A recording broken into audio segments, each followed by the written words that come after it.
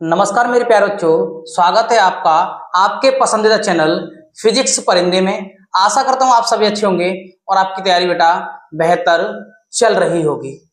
आज हम देखेंगे बेटा most important topic class 12 physics chapter 3, जिसका नाम है बेटा किरचॉफ के नियम, यानी कि विद्युत परिपथ संबंधी किरचॉफ के नियम। किरचॉफ का बेटा प्रथम नियम क्या होता है उसको समझेंगे और उसको किस नाम से जानते हैं। यानी कि बेटा किरचॉफ का प्रथम नियम जो है उसे बेटा हम संधि का नियम, किसका नियम बोलते हैं? संधि का नियम या धारा का नियम। पेपर में कभी कभी पूछ लेता है बेटा संधि का नियम लिखिए या धारा का नियम लिखिए, या पूछ लेगा किरचॉफ का प्रथम नियम लिखिए, तो आपको बेटा किरचॉफ का प्रथम नियम ही लिखना है।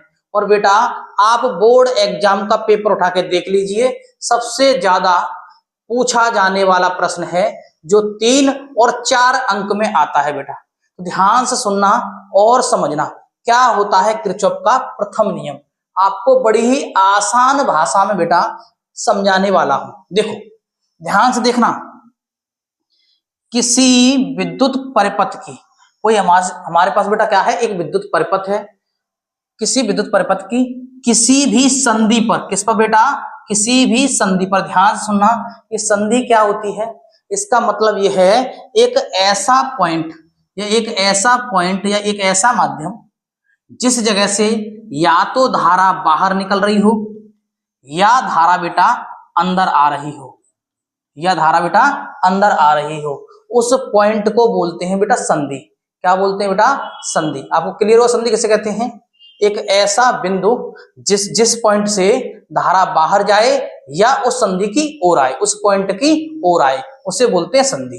तो ध्यान से सुनना, ध्यान से एक एक बातों को सुनना और समझना बेटा। तो देखो किसी भी संधि पर, कोई संधि है बेटा हमारे पास, किसी भी संधि पर मिलने वाली समस्त धाराओं, बेटा कौन सी धाराएं? समस्त धारा, यानी कि आई का बीजगणितीय योग। कौन सा योग बेटा? बीजगणितीय योग के लगाते हैं बेटा सिग्मा। द्वारा याद करें, किसी भी संधि पर मिलने वाली समस्त धारा का बीजगणितीय योग बेटा शून्य होता है। क्या होता है बेटा? बीजगणितीय योग शून्य होता है। आपको किरचॉफ का नियम याद हो गया होगा, पहला नियम। क्या बोलेंगे, एक बार और रिपीट करेंगे। किसी भी संधि पर मिलने वाली समस्त धारा यानी कि आई का बीजगणितीय योग शून्य होता है। बेटा एक डायग्राम के माध्यम से भी समझते हैं, ठीक है बेटा? ध्यान सुनना, एक पॉइंट है जिसे मैं संधि बोल रहा हूं, इस पॉइंट को, ठीक है? यहां से धारा बेटा अंदर आ रही है I1, एक धारा बेटा बाहर निकल रही है I2, फिर एक धारा अंदर आ रही है बेटा I3, फिर एक धारा अंदर आ रही है बेटा I4, फिर एक धारा बाहर निकल रही है बेटा जिसका नाम है I5। और इस पॉइंट को बेटा मैं बोल रहा हूं संधि। ध्यान सुनना, इस पॉइंट को बेटा मैं बोल रहा हूं संधि, यानी कि P पॉइंट। याद हुआ संधि किसे कहते हैं? इस पॉइंट को बोला संधि बोलते हैं। इससे धाराएं कुछ बाहर निकल रही हैं, कुछ आ रही हैं बेटा अंदर।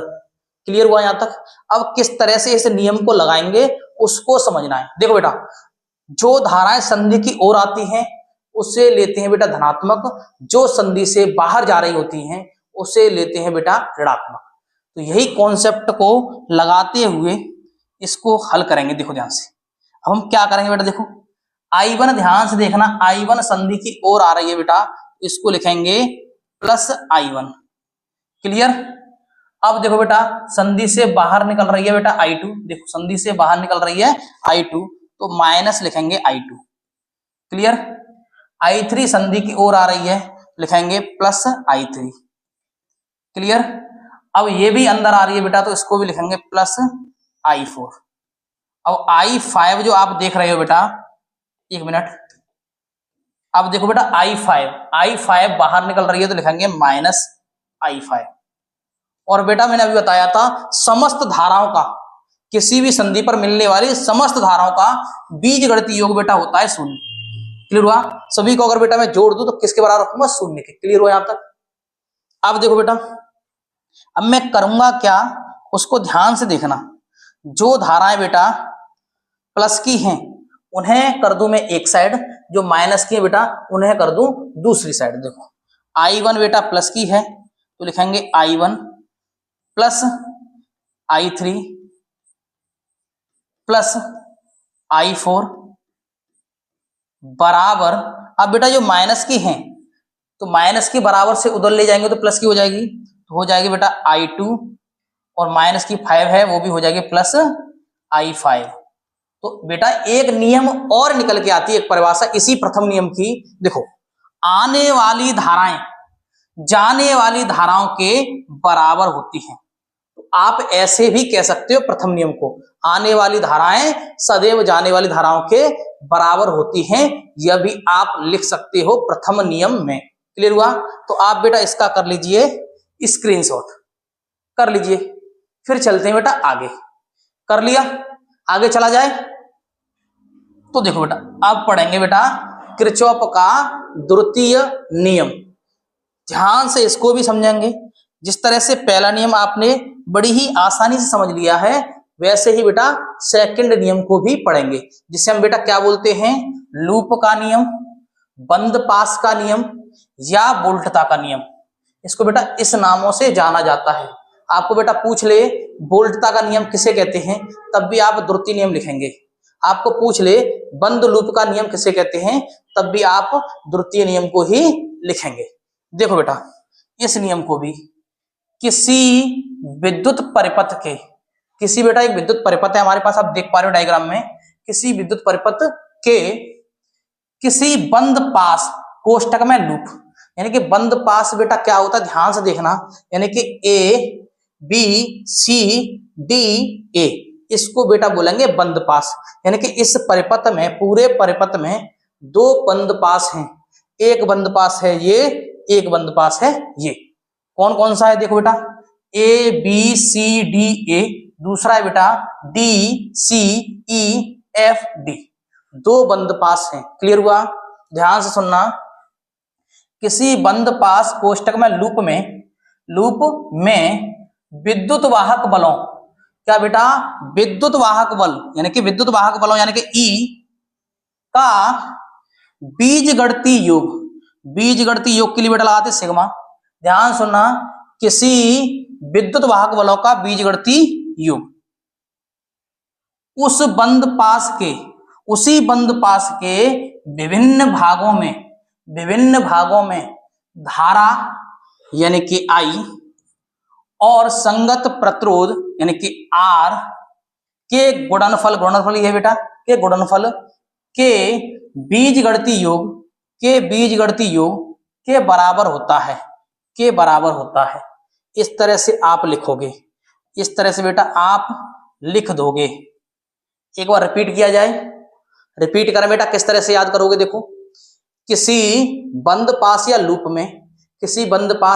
में विद्युत वाहक बल, क्या है बेटा, विद्युत वाहक बल, ध्यान से समझना भी एक एक बातों को, विद्युत वाहक बल का बीजगणितीय योग उस बंद पास के अंदर धारा और प्रतिरोध के गुणनफल के बीजगणितीय योग के बराबर होता है।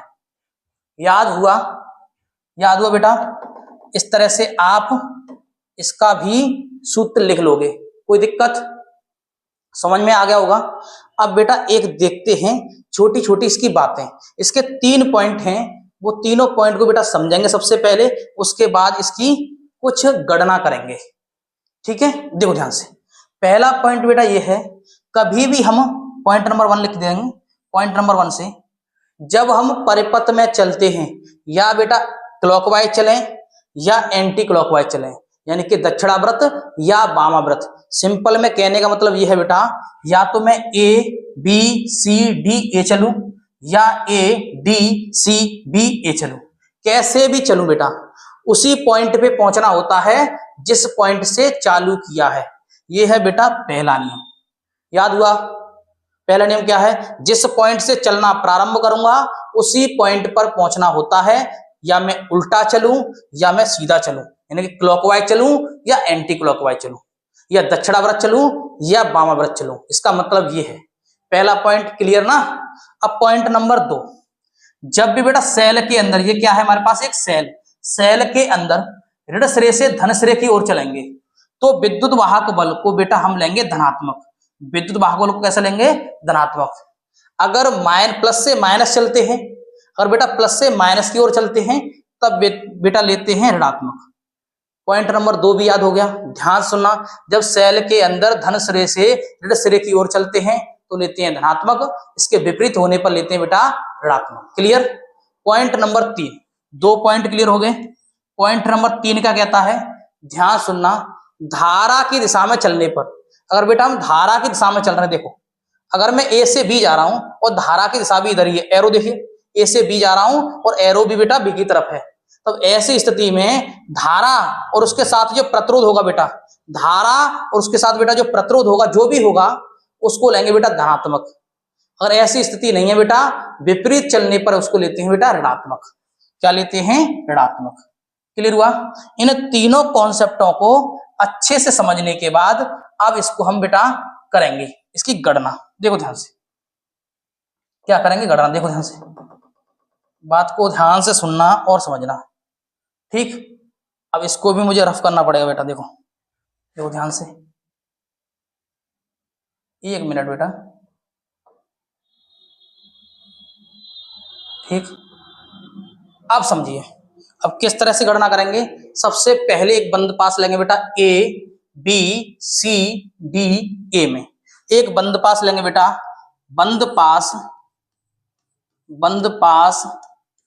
A B C D A में, बंद पास A B C D A में। ध्यान से देखना, सबसे पहले मैं क्या लगा रहा हूं, देखो अब मैं ए से बेटा चलूंगा, देखो ए से बी, बी से सी, सी से डी, डी से ए, ठीक। इस तरह से मुझे चलना है, ठीक। किस तरह से चलना, क्लियर हुआ। तो देखो ए पॉइंट है यहां, अब ए से बेटा मैं बी की तरफ जा रहा हूं, तो देखो इसको ध्यान से, सेल को देखिए आप, प्लस से माइनस है, यानी कि इसको मैं बेटा नाम देता हूं E1, इसको नाम देता हूं E2। क्लियर। इसको R1 और इसको बेटा R2। कोई दिक्कत। तो देखो ध्यान से देखना, जब मैं ए से बी की तरफ जा रहा हूं तो इस सेल को लूंगा बेटा धनात्मक, क्योंकि ऋण सिरा पहले है, तो मैं लिखूंगा E1। क्लियर हुआ। अब आ गया बी पॉइंट पे, बी से आऊंगा सी पर। अब सी से बेटा जब डी पर जाऊंगा तो सेल को देखो ध्यान से, जब सी से जा रहा हूं बेटा डी की तरफ, सी से जा रहा हूं डी की तरफ, तो पहले पड़ेगा प्लस, बाद में पड़ेगा माइनस, तो इसको लिखूंगा बेटा मैं माइनस। अभी बताया है मैंने, जब सिरा धनात्मक पड़ता है तो विद्युत भागफल लेते हैं ऋणात्मक, ऋणात्मक पड़ता है तो विद्युत भागफल लेते हैं धनात्मक। क्लियर हुआ। कोई दिक्कत। बराबर, मैंने पहले सबसे पहले विद्युत भागफल को लिख दिया। अब लिखेंगे बेटा धारा और प्रतिरोध को। देखो जब ए से बेटा मैं बी की तरफ गया, ध्यान सुनना, जब ए से बी की तरफ गया तो देखो एरो किधर लगा हुआ है, ए से बी की तरफ, तो इसको लेंगे बेटा धनात्मक, तो I1 और इनटू में R2, I1 इनटू में R1। क्लियर। क्योंकि उसी दिशा में चल रहा हूं, उसी दिशा में बेटा एरो लगा हुआ है। बी से सी कोई दिक्कत नहीं, सी से जब डी जाऊंगा बेटा, ध्यान से देखना, सी से जा रहा हूं डी और एरो लगा हुआ है डी से सी, यानी कि उल्टा, तो इसको लिखूंगा बेटा माइनस I2 और R2, इक्वेशन फर्स्ट। क्लियर। कोई दिक्कत, समझ में आ गया। एक बार आप रिपीट करके भी देख लेना बेटा। इसी तरह से अगर बंद पास में दूसरा लेता हूं बेटा, बंद पास कौन सा ले लूं मैं, यहां पे लिख दे रहा हूं बंद पास। किसमें बेटा बंद पास, D C E F D में। क्या बेटा, D C E F D और में। क्लियर। इस बंद पास की बात करूं बेटा तो इसको भी देख लें, थोड़ी सी इस जगह पे जगह है, जगह बची हुई उसमें कर दे रहा हूं, ठीक है। इस बंद पास में देखना बेटा एक बार ध्यान से, मैं सबसे पहले जा रहा हूं डी से सी, तो देखो ये सबसे पहले पड़ रहा है विद्युत भागफल ऋणात्मक, तो इसको मैं क्या लूंगा बेटा, सेल पड़ रहा है ऋणात्मक, तो इसको लूंगा प्लस, तो यहां पे लिखूंगा बेटा मैं E2। कोई दिक्कत। अब इस पॉइंट पे आ गया, इस पॉइंट पे आ गया, इसमें कोई भी विद्युत भागफल नहीं है, यानी कि कोई सेल नहीं लगा हुआ है। क्लियर हुआ। तो कोई सेल नहीं है तो कोई दिक्कत नहीं। अब बराबर लगा दूंगा। अब किसको लिखना होता है बेटा, धारा और प्रतिरोध के गुणनफल को। तो देखो जब बेटा मैं सी से डी आया तो देखो एरो किधर लगा हुआ है, I2 और R2, यानी कि उसी दिशा में लगा हुआ है जिस दिशा में चल रहा हूं, तो I2 और ये हो जाएगा बेटा R2। क्लियर। अब आ गया बेटा सी पर, अब सी से ई पर, अब जब ई से एफ जाऊंगा बेटा तो एरो भी उधर ही साइड लगा हुआ है जिधर साइड में चल रहा हूं, तो इसको लिखूंगा बेटा मैं, ध्यान से देखना, प्लस क्या I1 प्लस I2 और इनटू में बेटा क्या हो जाएगा R3, समीकरण 2, समीकरण 2। अब ध्यान से देखना, अब क्या लिखेंगे बेटा, समीकरण 1 और 2 की सहायता से, समीकरण 1 और 2 की सहायता से बेटा हम I1 और I2 के मान ज्ञात कर लेते हैं।